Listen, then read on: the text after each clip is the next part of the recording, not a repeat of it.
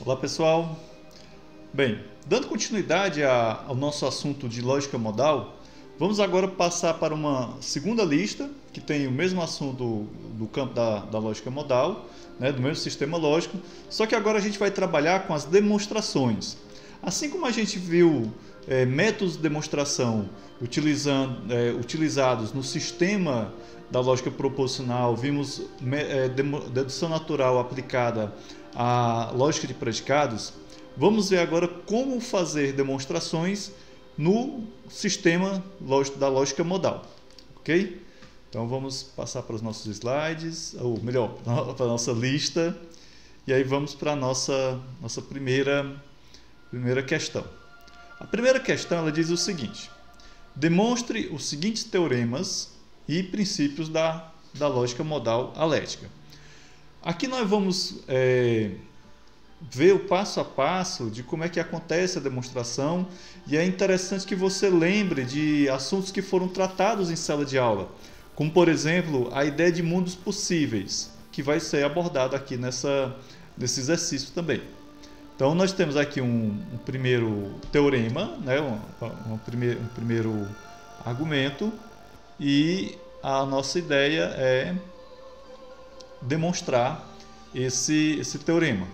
Então, esse teorema diz o seguinte: se A, então é possível que A. Ou seja, se A é verdadeiro, então é possível que A seja verdadeiro. É um tanto óbvio ululante isso, né? Mas dentro do contexto da lógica modal, alética, é um importante teorema. Então, esse teorema ele estabelece algo que, se algo é verdadeiro, então é possível, né? Então ele é possível, né? Esta é uma das propriedades fundamentais da lógica modal alética. Então, como é que a gente vai demonstrar? Primeiro, a gente vai supor que o A é verdadeiro, né? No caso aqui, o nosso antecedente da condicional. Se o A é verdadeiro, então existe pelo menos um mundo possível, ou seja, o mundo atual, onde A é verdadeiro. Pela definição de possibilidade, ou seja, do nosso operador de possibilidade, se existe um mundo possível onde A é verdadeiro, então é possível que A seja verdadeiro. Logo, esse nosso teorema é válido. Ok? Vamos aqui para o segundo teorema. Nesse segundo teorema, nós temos o seguinte: esse teorema ele mostra que se algo é necessariamente necessário, por que é necessariamente necessário? Porque eu tenho aqui o operador de necessidade, ele aparecendo repetido duas vezes. Então, se algo é necessariamente necessário, então ele é verdadeiro. Então, quando eu tenho aqui uma variável modal sem nenhum operador, então eu estou assumindo que ela seja verdadeira. Então eu estou dizendo que ela é verdadeira. Certo? Então, se A é necessário em todos os mundos possíveis, então A é verdadeiro em todos os mundos possíveis. É fácil entender isso. Em particular, A é verdadeiro no mundo atual. Então, se o A é verdadeiro no mundo atual, então, portanto, nosso teorema ele é válido. Vamos aqui para mais um teorema. Esse teorema é chamado de regra da monotonicidade. Monotonicidade para necessidade. O que ele faz? Ele mostra que se alfa implica beta, então a necessidade de alfa implica a necessidade de beta. Vamos ver aqui a nossa demonstração. Primeiro a gente assume que alfa implica em beta, ou seja, a nossa premissa. Em qualquer mundo possível W, se alfa é verdadeiro, então beta também é verdadeiro, pela premissa, né? Então a gente sabe que se eu estou assumindo que o antecedente de uma condicional é verdadeira, é impossível, né, e eu estou assumindo que essa condicional seja verdadeira. Então, se o antecedente é verdadeiro, o consequente tem que ser verdadeiro.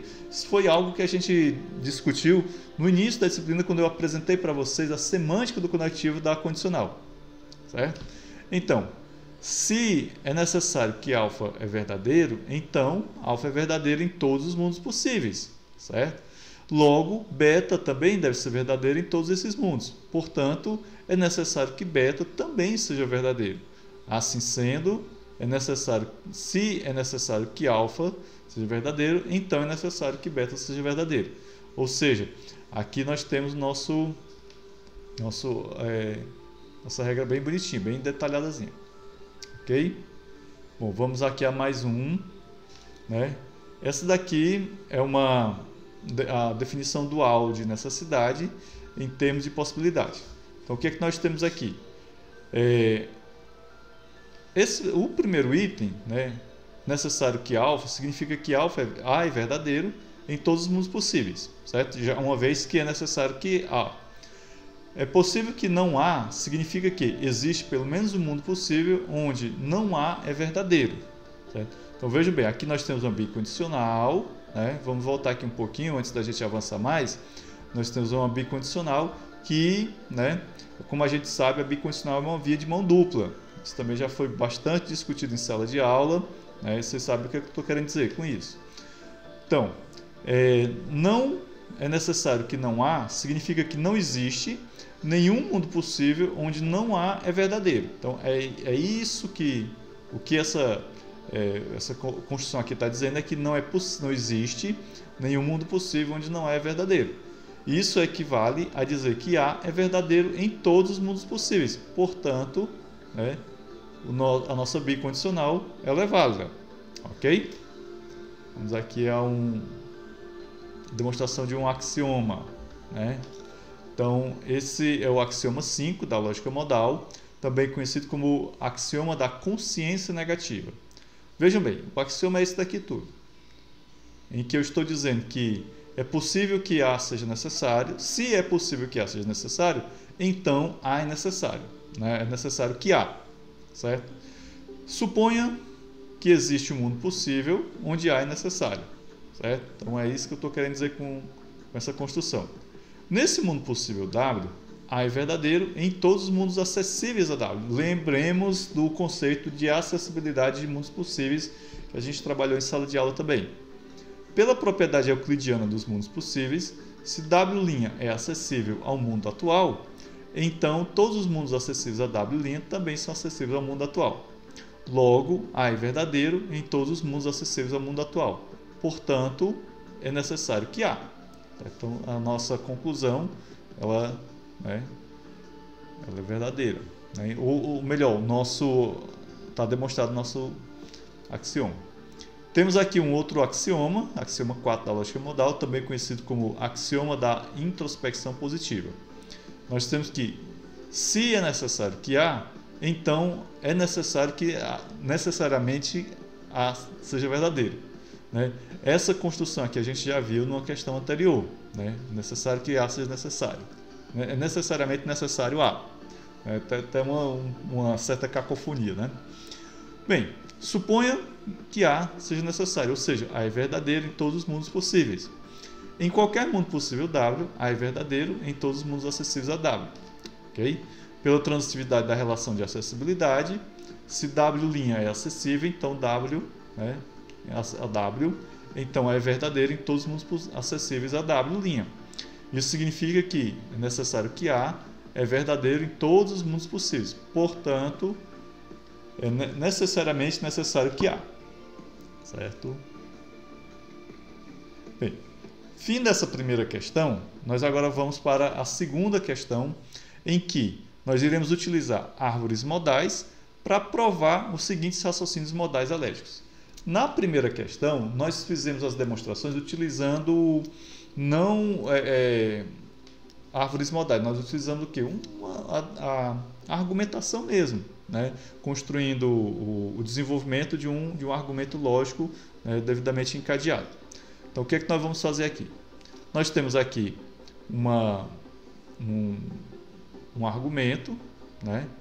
Nesse caso aqui, isso daqui são nossas premissas e aqui é a nossa conclusão, ok?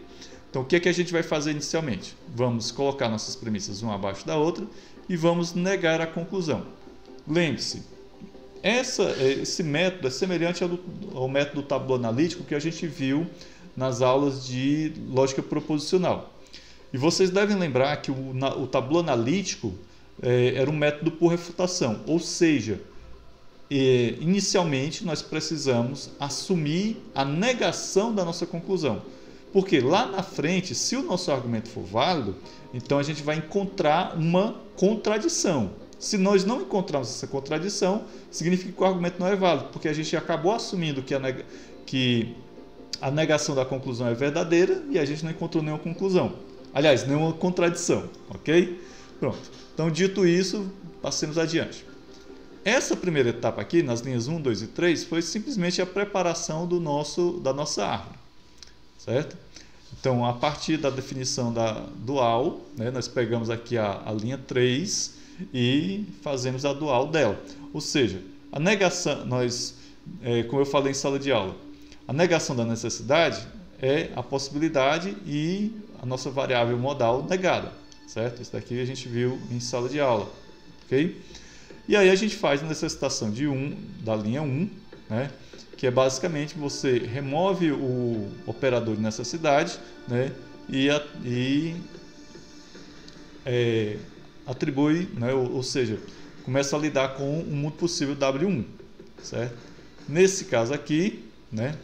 Fazemos necessitação de 2, né? Vemos que 2 também tem na linha 2 nós temos uma premissa necessitada, então fazemos a mesma coisa que a gente fez anteriormente. Observe que, como nós já temos um mundo possível W1, nós utilizamos esse mesmo mundo possível aqui, ok?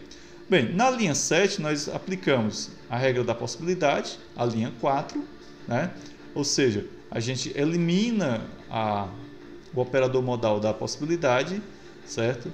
E utilizamos aqui o nosso mundo possível WI. Bom, chegando aqui, nós podemos aplicar modus ponens com a linha 5 e a linha 6, e aí nós chegamos a esse resultado aqui, certo? Quando nós chegamos a esse resultado, nós observamos o quê? Que há uma contradição entre a linha 8 e a linha 7, né? Veja que a linha 7 nós temos não Q e a linha 8 o Q. Então, se a gente encontrou a contradição, nós fechamos a árvore, indicando que, no caso aqui, o argumento é válido. Vamos para a letra B. Na letra B nós temos o seguinte, nós temos duas condicionais, né? Se é necessário que P, então P, se P, então é possível que P. E aqui, vixe, aqui eu errei, acho que aqui tem um P também, porque eu acabei errando, não escrevi, certo? Entendido? Então, essa estrutura aqui lembra muito o silogismo hipotético, que foi uma regra que a gente viu quando estudamos dedução natural nas aulas de lógica proposicional, certo? Então vamos lá, vamos entender aqui como é que nós vamos provar. Nós temos aqui as nossas premissas e a negação, né, da nossa conclusão, assim como a gente fez anteriormente. Temos que negar, porque afinal de contas esse é um método por refutação. Fizemos a negação da conclusão, aplicamos aqui a implicação lógica, né? Substituímos essa condicional, né, pela sua equivalente, né, que a gente viu anteriormente, né, que era não P de junção Q, né? Nesse caso aqui nós não temos o Q, temos a possibilidade de P, e como está negado aqui fora, né, foi aplicado também De Morgan. Então, depois de feito todo esse trabalho, a gente chegou a essa construção aqui, certo? Então, aqui nós temos a negação de é possível que P e a negação de, aliás, é necessário que P. E a negação de é possível P que permaneceu aqui, certo? Então, tudo isso aqui a gente obteve depois de aplicar De Morgan e também fazer a substituição dessa condicional por uma disjunção equivalente a ela. Certo?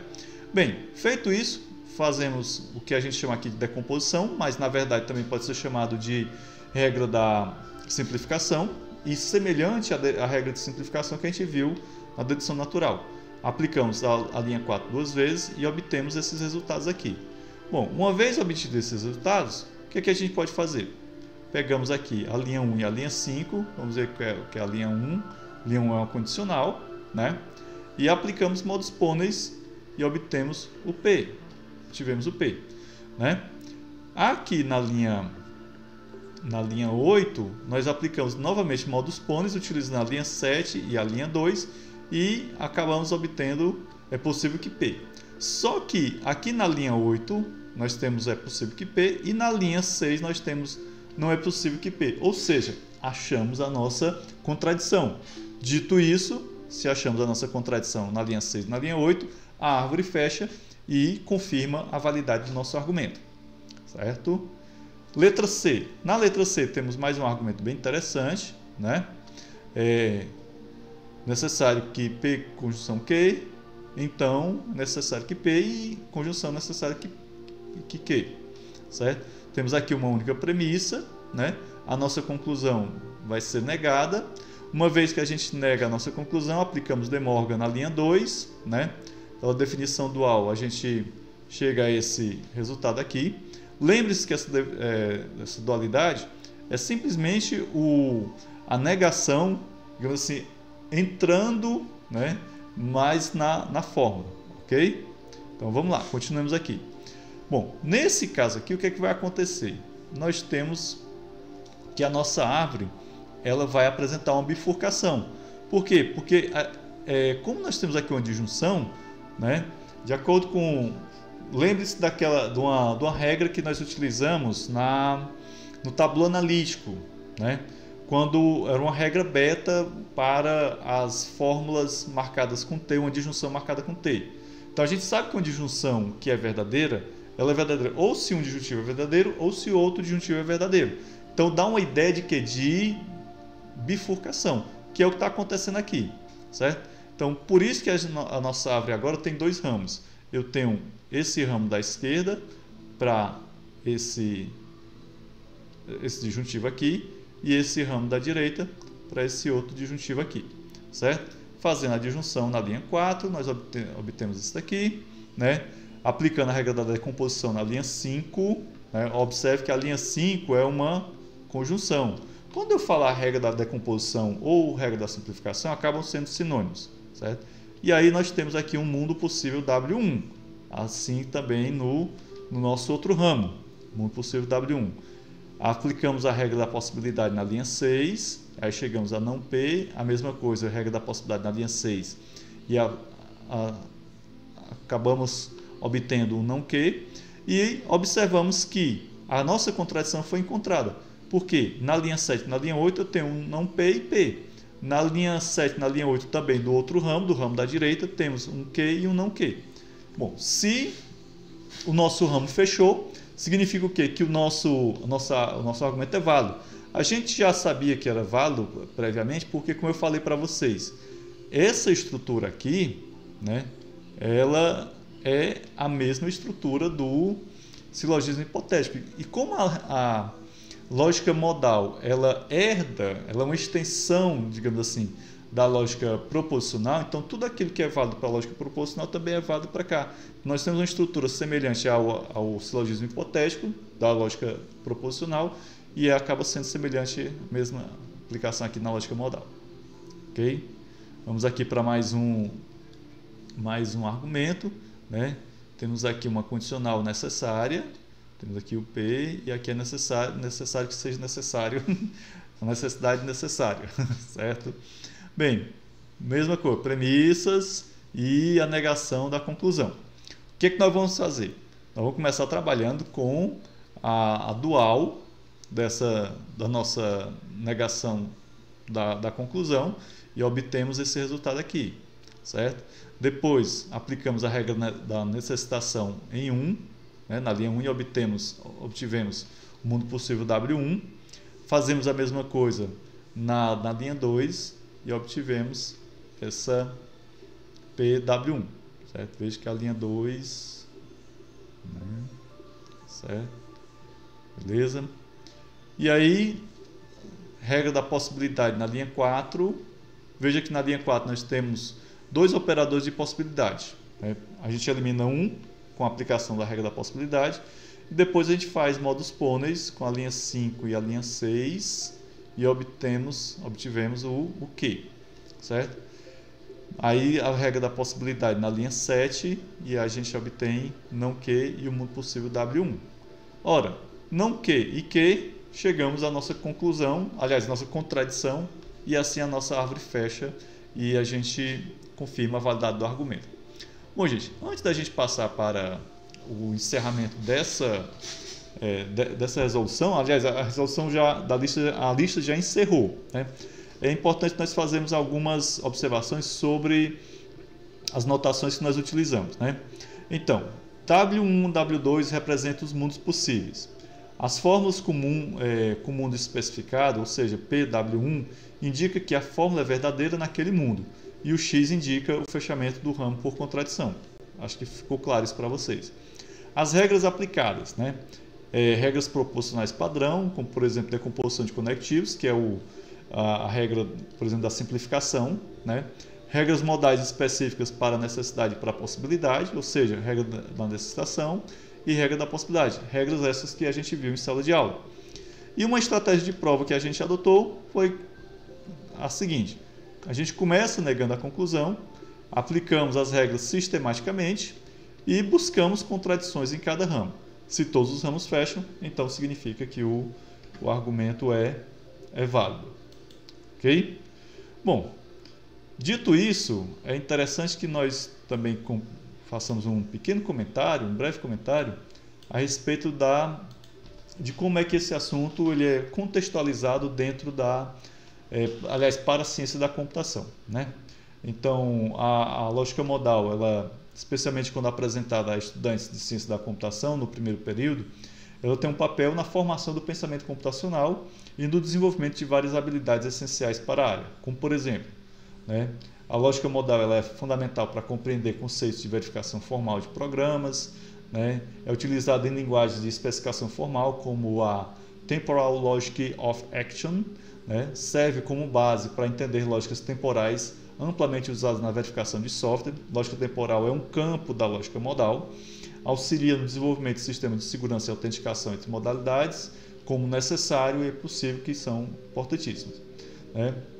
Com relação ao desenvolvimento do pensamento abstrato, os exercícios como esse trabalham com níveis elevados de abstração, que por sua vez ajudam os alunos a desenvolver a capacidade de raciocínio formal e facilita a compreensão de conceitos como estados possíveis, né, de um programa, e desenvolve a habilidade de pensar em termos de mundos possíveis, que é útil para análise de algoritmos, né?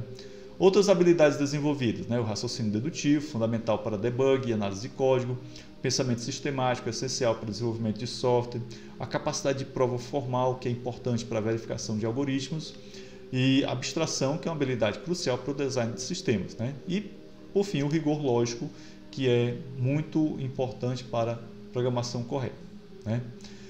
Quais seriam algumas aplicações práticas desse assunto, né, desse tema lógica modal? Então, o uso da lógica modal ele serve para provar a correção de programas, né?